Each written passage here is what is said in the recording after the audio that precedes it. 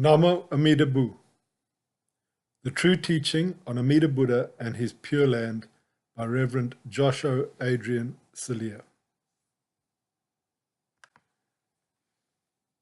Chapter 1, The True Teaching on Samsara. Part 2, There is no Supreme God or Creator in the Buddha Dharma. Nowadays, many people from inside or outside the Sangha spread the idea that Shakyamuni Buddha did not deny or affirm the existence of God. Thus, they somehow imply that the world-honored one left the door open for interpretation and that it is okay for a Buddhist disciple to believe in a creator or supreme God. Well, this is a great delusion and a falsification of Shakyamuni's teaching. In fact, the Buddha clearly denied the existence of a supreme being who created the world, rules the world, and will one day judge the world. In this short chapter, I do not have the intention to enter into any debate or polemics with followers of other religions on the existence or non-existence of such a supreme being, but just to prove that Shakyamuni Buddha clearly denied this view and considered it a false and dangerous illusion. For me, the most important thing is not what monotheistic religions say, or if some choose to believe in a creator God, it is their choice, but what the Buddha actually said and preached. So if we consider ourselves to be his disciples, we ought to know his position on this topic and follow it faithfully. It is well known that among the many religions and philosophical traditions that were contemporary with the Buddha, the idea of a supreme being who created and sustains the world was well known and shared by many. This is exactly why he did not keep silent, but preached against it. In the discourse on Brahma's invitation, Buddha tells the story of his visit to the heavenly palace of a powerful god called Baka to convince him to renounce to his wrong view about himself and his realm. Quote, Bhikshus, once I was staying at the foot of a royal sal tree in the Subhagaya Grove at Ukata. Now at that time, an evil wrong view had risen in the Brahma Baka thus. This Brahma realm is permanent. This is everlasting. This is eternal. This is everything that is complete in itself. This is not subject to passing away, nor is this reborn, nor does it decay, nor die, nor pass away from the heavens, nor is reborn, and there is also no escape beyond this. Having known with my mind the thought in the Brahma Baka's mind, just as a strong man would stretch his bent arm or would bend his stretched arm, I vanished from the foot of the royal sal tree in the Subhagaya Grove at Ukata and reappeared in the Brahma world. Close quote. Seeing him, that is the Buddha, coming, the Baka Brahma confirms to the Blessed One that he indeed shared that view. Quote, Now, good sir, this Brahma realm is permanent. This is everlasting. This is eternal. This is everything that is complete in itself. This is not subject to passing away, nor is this born, nor does it decay, nor die, nor pass away from the heavens, nor is reborn, and there is also no escape beyond this. Close quote. Hearing this, Shakyamuni immediately tried to correct him by stating that nothing is really permanent or eternal, not even the realm and power of the gods. Quote, Alas, the worthy Brahma Baka has fallen into ignorance in that he says of the impermanent that it is permanent, of the non-everlasting that it is everlasting, of the non-eternal that it is eternal, of the incomplete that it is everything, of what is subject to passing away as being not subject to passing away, of where one is born and decays and dies and passes away from the heavens and is reborn, that this is where one is not subject to passing away, nor is born, nor decays, nor dies, nor passes away from the heavens, nor is reborn. And where there is an escape beyond this, he says that there is no escape beyond this. Close quote. But then, to prevent the Buddha from stating more truths, the demon Mara possessed a member of Baka Brahma's host and entered the discussion by addressing the Buddha with the term bhikshu, monk, like he was just an ordinary seeker, inferior to Brahma. Quote, Then Mara, the evil one, possessed a certain member of Brahma's host, and he told me, Bhikshu, Bhikshu, do not disparage him, do not disparage him. For this Brahma is the great Brahma, the conqueror, the unconquered, the omniscient, the omnipotent, the Lord God, the Maker, the Creator, the Chief, the Ordainer, the Almighty, and Father of all that are and all that will be. Close quote. This passage is extremely important as it shows the delusion Mara tries to offer to the God Brahma and to all beings, the so-called existence of a supreme creator God who rules everything. Thus he mentions some of the titles that nowadays monotheistic religions apply to their supreme God. Quote, the omniscient, the omnipotent, the Lord God, the Maker, the Creator, the Chief, the Ordainer, the Almighty, the Father of all that are and all that will be. Close quote. In his efforts to impose this wrong view, he tries to frighten the audience by saying that before Shakyamuni, there were many other recluses and Brahmas who were against this supreme creator God, and who, after death, were born in the lower realms for their lack of faith, while others who had faith and praised the Brahma acquired a superior birth and body. Then he urges the Buddha to obey the supreme Brahma and do not go against him. Quote, so, Bhikshu, I tell you this. Come now, good sir. Do only as Brahma says. Go not against the word of Brahma. If you go against the word of Brahma, Bhikshu, then you would be like a man trying to deflect approaching glory with a stick. Or, Bhikshu, you would be like a man losing his hold of earth with his hand and feet as he falls down the deep chasm. So it will be unto you, Bhikshu. Come now, good sir. Do only as Brahma God says. Go not against the word of Brahma. Do you not see Brahma's host seated here, Bhikshu? And then Mara, the evil one, led me up close to Brahma's host. But the Buddha immediately recognized Mara under the disguise of a member in Brahma's host and exposed his treachery to all. Unfortunately, he was the only one there who had not fallen under Mara's influence. Quote, when this was said, I told this to Mara, the evil one. I know you, evil one. Do not think he does not know.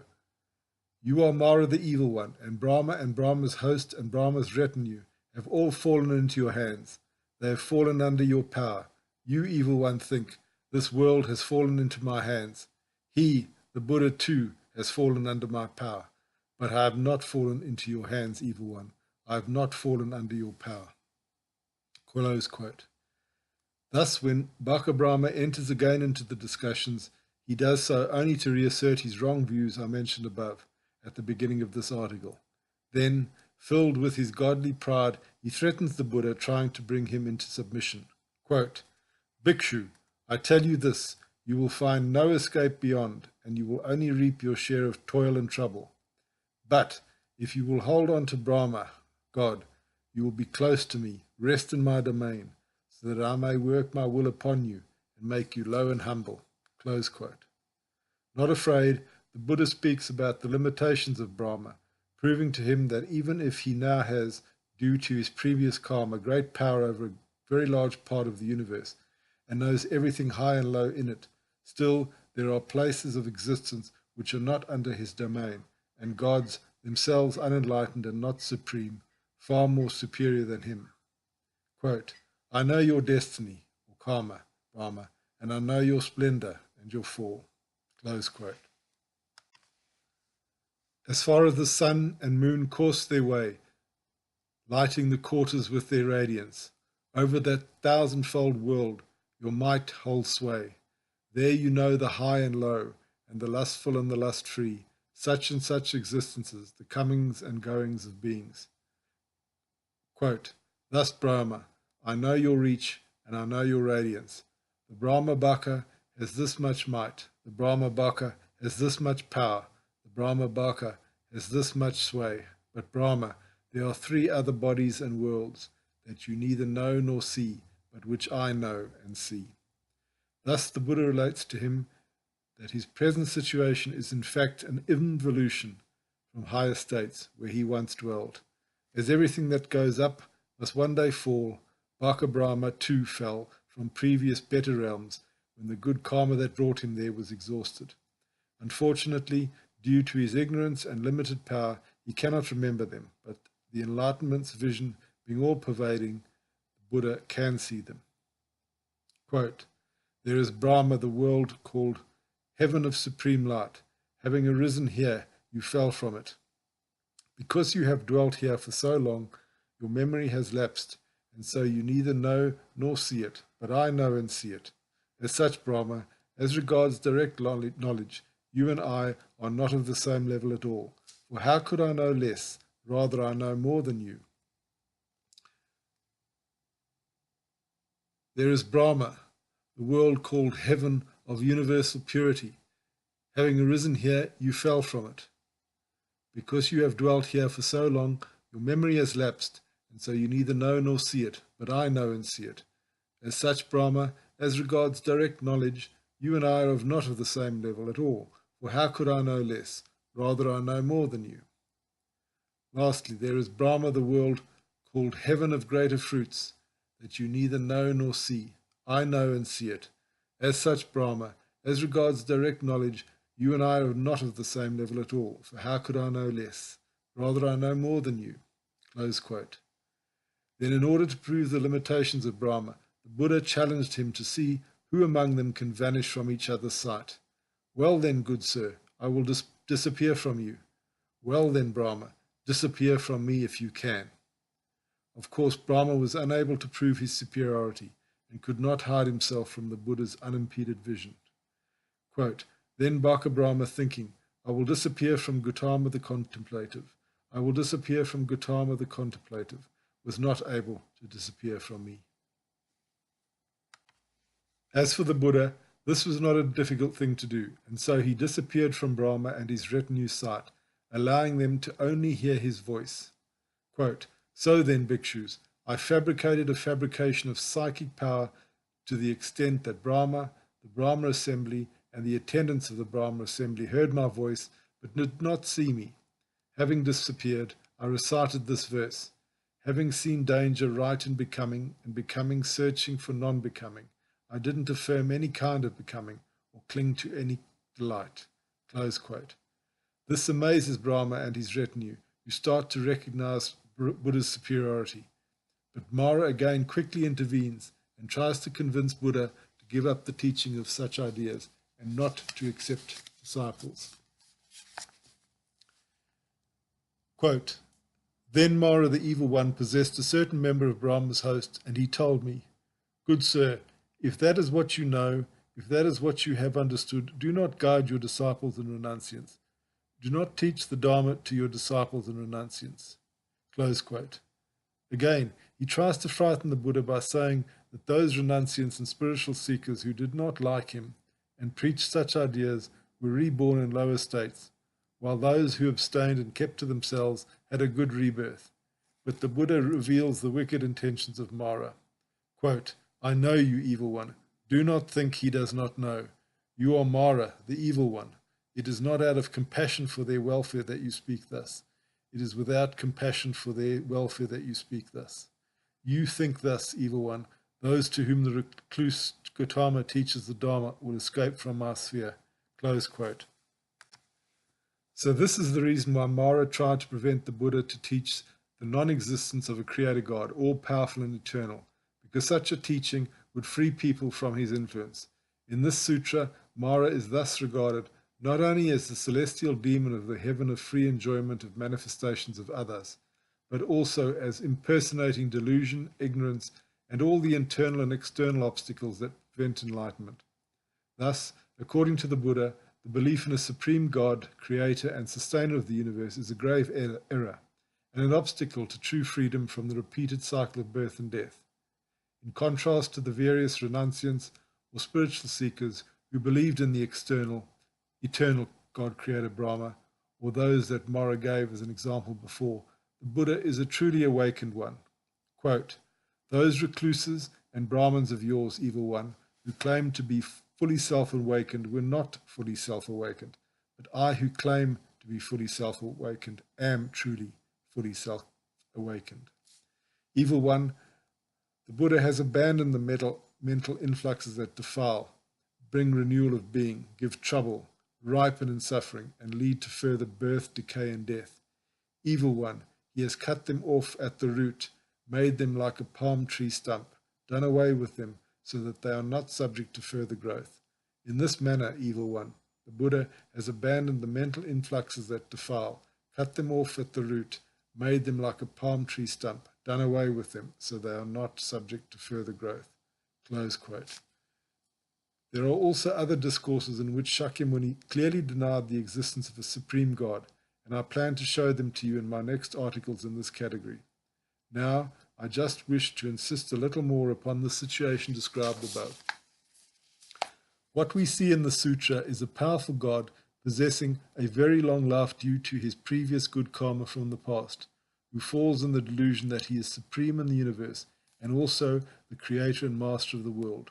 And the one who supports him in this deluded idea is the most powerful demon of samsara, Mara, the evil one. If we somehow place the story of the Brahma Baka Sutra in modern context and relate it to the monotheistic religions of nowadays, we can say their supreme God is under the influence of Satan, who fooled him into believing that he is, quote, the omniscient, the omnipotent, the Lord God, the maker, the creator, the chief, the ordainer, the almighty, the father of all that are and all that will be, close quote. This should make all those who have the tendency to mix Buddhism with Christianity or other monotheistic religions to think twice before making their wrong assumption that the Buddha did not deny the existence of a supreme creator God. If we carefully read the passages above from the Brahma Baka Sutra and other discourses, we clearly see that there is no place in the Buddhist thought for the actual existence of a supreme creator being. Of course, there are many powerful gods ruling over vast realms of samsara who might have the delusion of being supreme and eternal, just like many humans declare themselves supreme among their kind. But this is just one delusion among the many delusions of the enlightened beings. In truth, the prosperity, lifespan, power, and abilities, as well as the realms and forms in which we are born, are due to our karma and will change according to karma. Nothing is enduring forever, and those who are now in a position of great strength in human world or celestial worlds will one day fall, when the karma for being there will be exhausted. Thus even the most powerful gods die. To have faith in one of them, especially in those who have the delusion that they're all powerful, may be beneficial in the short term and even lead to rebirth in the heavenly realms, if we also cultivate good deeds. But in the long term, when those gods and their realms disappear, or when our karma for being there also comes to an end, we'll fall again in the lower realms. This is why only the state of Buddhahood or nirvana should be our single goal in the religious life, because there is no decay and fall from it. Quote, the enlightenment of non-Buddhist ways is called impermanent. Buddhist enlightenment is called eternal. The emancipation of non-Buddhist ways is called impermanent. The emancipation of Buddhist ways is called eternal. Close quote. Namo Amida Bu.